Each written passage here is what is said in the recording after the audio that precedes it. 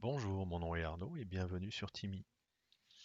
Dans ce tutoriel, qui fait suite à une vidéo consacrée à la gestion des canaux et dossiers, en première partie, ici j'introduis toujours la gestion des canaux et dossiers de vos équipes Teams, mais j'aborde un sujet un petit peu plus complexe.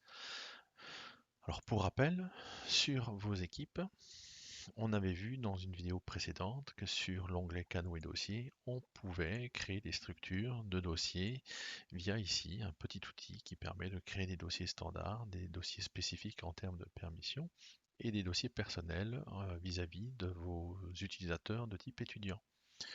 On avait aussi vu comment on pouvait jouer sur les permissions de ces dossiers et principalement sur le canal général. Seulement voilà, dans les structures que j'avais créé plusieurs dossiers, il fallait répéter les opérations, dossier spécifique, dossier personnel, etc. Et je ne pouvais pas créer des canaux. Et là, Timmy vous propose un autre outil, toujours sur ces canaux et dossiers, mais vous avez là une icône qui permet en fait d'appliquer une structure à part entière sur votre espace équipe de type classe. Alors, je vais vous montrer comment ça fonctionne. J'ai besoin pour ça d'un certain nombre de ressources. Alors, en local sur votre poste, dans le dossier Timmy lié à votre profil d'utilisateur, vous avez ce fameux dossier Timmy Documents. Et là, vous allez trouver Channel Folder Template.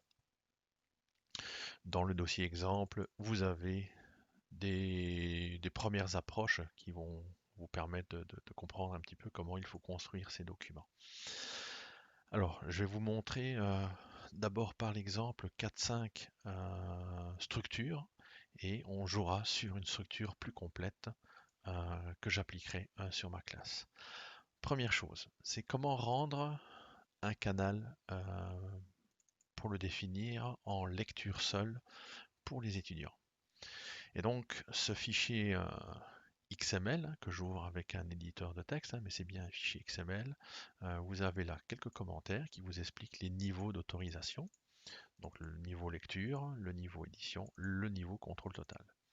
Ensuite, les syntaxes sont évidemment à respecter. Et donc là, je dis que dans ma structure, dans mon template, je vais jouer sur un canal. Ce canal, c'est le canal général. Et je vais attribuer à mes membres sont mes étudiants, vu que je suis dans une classe, à mes membres, je vais affecter une valeur qui représente le rôle de lecteur. À mes owners, donc mes propriétaires, c'est-à-dire les enseignants de ma classe, j'affecte aussi un rôle qui ici est un autre code qui représente le contrôle total. Et je dis que sur ce canal-là, s'il existe, il ne va pas leur créer, mais alors je surcharge la sécurité de ce dossier pour que cette sécurité-ci soit d'application. Donc, soit le canal général existe, et alors il ne fait que appliquer mon modèle de permission en faisant un override security on folder. Si le canal n'existe pas, il va simplement alors le créer et appliquer les nouvelles permissions. Donc ça, c'est pour appliquer des permissions sur un canal. Alors vous aurez peut-être remarqué que le canal général s'écrit ici avec s'écrit en anglais, donc sans les accents que vous trouvez peut-être dans votre interface francophone. Je vous montre un autre exemple. Donc vous allez retrouver les mêmes informations, toujours le template Timmy. Et ici, je lui demande de créer quelque chose qui n'existe pas. C'est un canal qui s'appelle New Channel. Je peux de manière optionnelle lui donner une description. Et là aussi, je vais lui appliquer un jeu de permissions. Pour mes owners, un contrôle total. Pour mes membres, un accès en lecture. Et si ce canal existe malgré tout, j'applique la sécurité. Donc j'écrase la sécurité existante pour la remplacer avec la mienne. Donc ça c'était pour la création d'un canal. Ça c'est comment créer un sous-dossier. Donc on a toujours le même descriptif sur les rôles, toujours le Timmy template. Ici, on dit qu'on travaille sur le canal général et que dans ce canal général, je dois y retrouver un dossier qui s'appelle Teachers. Et alors là, petite particularité par rapport aux autres éléments, je n'applique une sécurité que pour les owners, donc les propriétaires, c'est-à-dire mes étudiants. Et vous voyez que ici, je ne parle pas du rôle que je vais appliquer à mes membres. Un member role n'est pas présent. Donc ça veut dire que globalement, je leur donne aucun accès. C'est comme si j'avais une propriété no access, mais le fait de ne pas mentionner le member role détermine que pour les membres, il n'y a pas d'accès à ce dossier. Donc ce dossier teacher, qui va être mis dans le canal général, est accessible uniquement par mes enseignants. Et j'ai un quatrième exemple à vous montrer, toujours avec mes 3 jeux de permission. Je travaille toujours ici sur le canal général et je vais créer un dossier pour lequel je n'ai pas mis de nom. En fait, j'ai mis un mot-clé qui sont accolade ouvrante, accolade fermante, et ceci va être remplacé par le nom d'affichage de mes utilisateurs. Pourquoi? Parce que ce dossier va être créé pour chaque membre, c'est-à-dire pour chacun de mes étudiants. Pour chacun des étudiants, il va donc créer un dossier qui sera nommé sur base du nom d'affichage de l'étudiant. Je dis que mes propriétaires, donc mes enseignants, ont un accès en contrôle total. Le member role n'y est pas, donc mes membres n'y auront pas accès. Et mes utilisateurs auront, eux, un accès en édition, mais chacun sur leur dossier personnel. Okay, donc la globalité de mes étudiants ne verront pas l'ensemble de tous les dossiers privés de chaque étudiant, mais chaque étudiant, de manière nominative, aura un droit d'édition sur son propre dossier personnel. Alors, je pourrais effectivement appliquer via Timmy tous ces fichiers-là, un par un, mais ce que je vous propose de faire, c'est de construire avec vous une structure plus complexe. Et là, j'ai un fichier d'exemple que j'ai appelé myTemplate. On retrouve évidemment les mêmes définitions et vous allez voir que la structure est un peu plus complexe.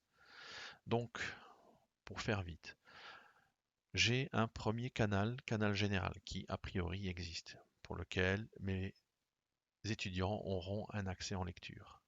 Mes propriétaires, mes enseignants auront un accès en édition. Au sein de ce canal général, je crée un premier dossier que j'appelle Teacher. Et là, ce dossier Teacher n'est accessible que à mes enseignants. Ensuite, je crée toujours dans le canal général un sous-dossier Travaux, où mes enseignants ont un accès total et mes membres un accès en lecture. Dans ce dossier Travaux, je crée un sous-dossier. Donc je suis encore sous un sous-niveau, où là je crée un dossier pour chaque membre.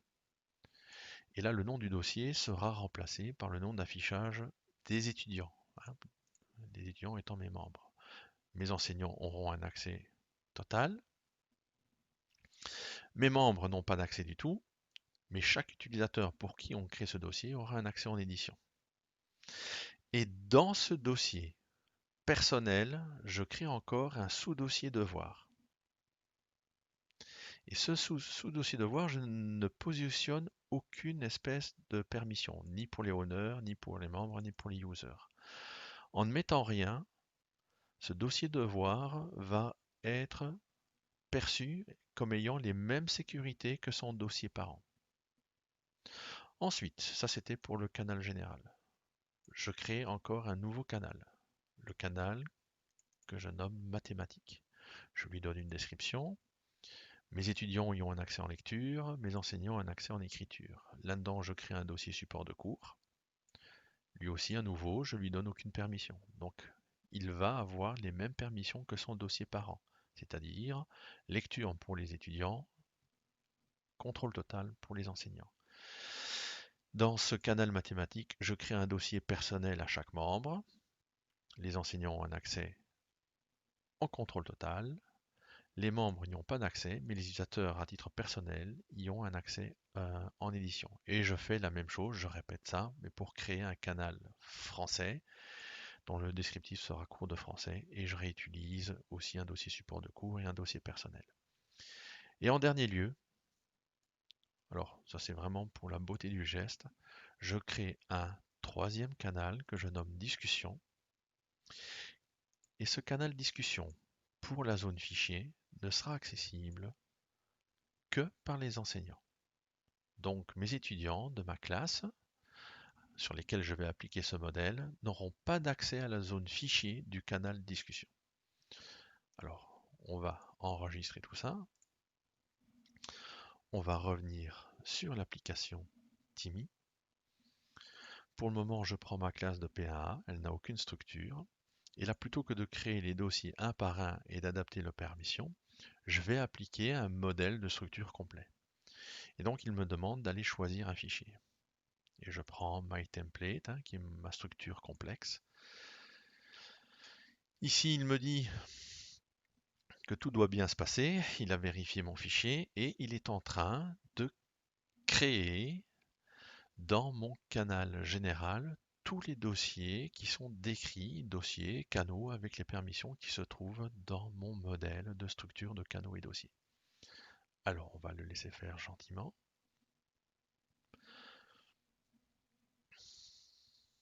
On peut évidemment fermer la fenêtre et suivre ce qu'il fait pas à pas à ce niveau-là. Donc là il est en train de créer les dossiers personnels de chaque étudiant. On va patienter un petit peu. Là on voit qu'il est déjà en train de créer le canal mathématique. Et là, on repart sur la création des enseignants. On va laisser suivre, on va accélérer un petit peu la vidéo. Voilà qui est fait. Je vais rafraîchir l'ensemble de mes équipes. Je vais reprendre la classe P1A. Je viens sur la notion de canaux et dossiers. On va attendre qu'il charge ma structure. Voilà. Et donc, j'ai bien mon canal général avec un dossier teacher, un dossier travaux. Mes étudiants n'ont un accès qu'en lecture, que ce soit au canal général. Au niveau du dossier teacher, ils n'ont pas d'accès du tout. Sur les travaux, ils ont un accès en lecture. Dans ce dossier travaux, je retrouve des sous-dossiers nominatifs et privatifs pour chacun de mes étudiants. Et dans ce dossier personnel de chaque étudiant, on retrouve un dossier devoir qui a les mêmes permissions que le dossier parent. Et ainsi de suite. Il m'a créé un canal mathématique. Et donc, dans ce canal mathématique, je retrouve le dossier support de cours, accessible en lecture à mes étudiants. Et puis, il a créé des dossiers nominatifs à chacun de mes étudiants. Il a fait de même pour le canal français. J'ai bien mon dossier support de cours, accessible en lecture à mes étudiants. Et j'ai, à côté de ça, des dossiers personnels. Et puis, j'ai un canal discussion. Donc là, je vous propose maintenant d'aller voir dans Teams ce que ça donne pour un de mes étudiants. Et je vais prendre l'étudiant Meili Anne. Alors Mélie Anne est sur sa classe P1. Alors on va rafraîchir l'environnement. Alors on voit déjà que dans son équipe apparaissent d'autres canaux, comme le canal discussion qu'on va rajouter aussi. Et donc elle voit les canaux général, discussion, français, mathématiques. Si je prends le canal général et que je viens dans la zone fichier, elle voit le dossier travaux. Elle ne voit pas le dossier teacher qui est réservé à l'usage exclusif de l'enseignant. Mais dans Travaux, elle trouve son dossier personnel de travail et dans ce dossier, elle trouve un sous-dossier pour y poser ses travaux finaux, ses devoirs. Dans Mathématiques et Français, on va retrouver sensiblement la même chose. Dans la zone fichier, elle ne voit que le dossier support de cours qui lui est réservé en lecture. Donc si l'enseignant y met là-dedans ses cours, elle ne pourra pas les modifier et elle voit son dossier personnel de travail. Ce sera évidemment équivalent pour le canal français, où elle a un support de cours pour les cours de français ce coup-ci et son dossier personnel de travail. Et dans le canal discussion, dans le canal discussion, elle va pouvoir discuter de tout et de rien avec ses collègues de classe et l'enseignante, mais sur la zone fichier, elle n'a pas d'accès du tout. Parce qu'on a voulu réserver ce canal-là uniquement à de la discussion et peut-être d'autres éléments, mais en tous les cas, aucune forme de partage ou de mise à disposition de documents. Et donc, si l'enseignant pose des documents dans la zone fichier, pour le canal discussion, ces documents ne seront pas perçus par les étudiants. Et donc, à ce niveau-là, on a vraiment coupé le service fichier pour les étudiants. Alors, je reviens doucement dans Timmy. Maintenant que j'ai pu tester ma structure sur ma classe P1A, je vais vouloir l'appliquer sur toutes mes classes de type P1. Alors, je vais faire un filtre P1.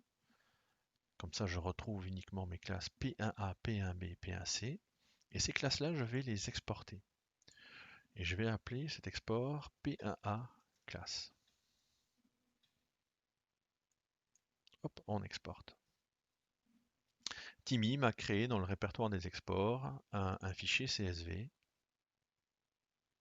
qui représente mes trois classes sur lesquelles je veux appliquer la même structure. P1A, P1B, P1C. Alors P1A, la structure est déjà mise, ça ne sert à rien de la répéter. Je vais donc supprimer P1A et travailler que sur P1B et P1C. Je sauvegarde le document et je reviens donc sur Timmy. Et là, je vais dans la section des outils. Et dans la section des outils, vous avez pour la notion de gestion des équipes de quoi travailler sur les canaux et dossiers. Et là, plutôt que d'appliquer une structure sur une classe, je vais appliquer ma structure sur plusieurs classes à la fois. Je vais choisir mon fichier CSV ressources pour identifier les classes sur lesquelles je veux travailler. Alors, ce fichier ressources est issu d'un export que je viens de faire. Donc, je remonte sur mon profil utilisateur et je vais dans Export et je retrouve le fichier CSV que j'ai créé par export P1A classe. Et donc là, on se rend compte qu'effectivement, on va travailler sur les classes de P1B et de P1C. Je valide. Il me dit voilà, j'ai trouvé l'ID de l'équipe, j'ai trouvé le nom de l'équipe. Maintenant, il me faut me fournir la structure modèle que je veux utiliser.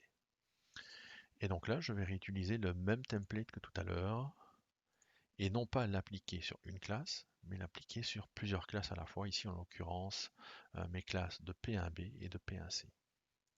On va lancer le système. Il a vérifié le contenu de mon fichier CSV et maintenant il applique tout ceci. Et là, il n'y a qu'à patienter que le processus se termine.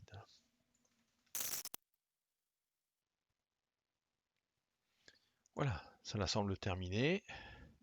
Ce que je peux voir dans le mur des activités, c'est qu'il y a eu un certain nombre d'opérations effectuées pour ce genre de choses. Donc c'est relativement complexe. Mais en tous les cas, que le modèle XML pour les canaux et les dossiers ont été complètement appliqués. On va le vérifier en ouvrant nos équipes. On va les rafraîchir. Donc ma classe P1A en termes de canaux et dossiers proposait ce genre de choses. Mais ça avait déjà été fait au préalable. Voilà, ça c'est ce qu'on avait testé de manière unitaire. Et donc je dois retrouver le même genre de structure sur les autres classes de niveau 1, donc P1B, canaux et dossiers. Et effectivement, je retrouve la même structure. La seule chose qui change entre P1A et P1B, c'est le nom des dossiers personnels des étudiants, vu que les étudiants sont différents. Et si je prends P1C,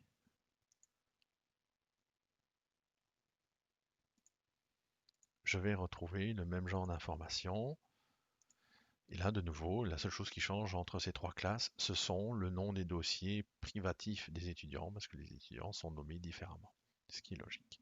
Et donc voilà comment j'ai pu appliquer une seule structure basée sur un fichier XML qui est ici, qui est assez complexe.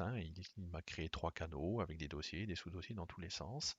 Dans la réalité des choses, ce sera souvent plus simple à créer, mais en tous les cas, j'ai pu appliquer ce modèle sur mes trois classes de première année. Après, est-ce que c'est le même modèle pour mes P2? Est-ce que c'est un autre modèle pour les P3? Ça, c'est à vous de décider, d'organiser vos fichiers. En tous les cas, je vous remercie.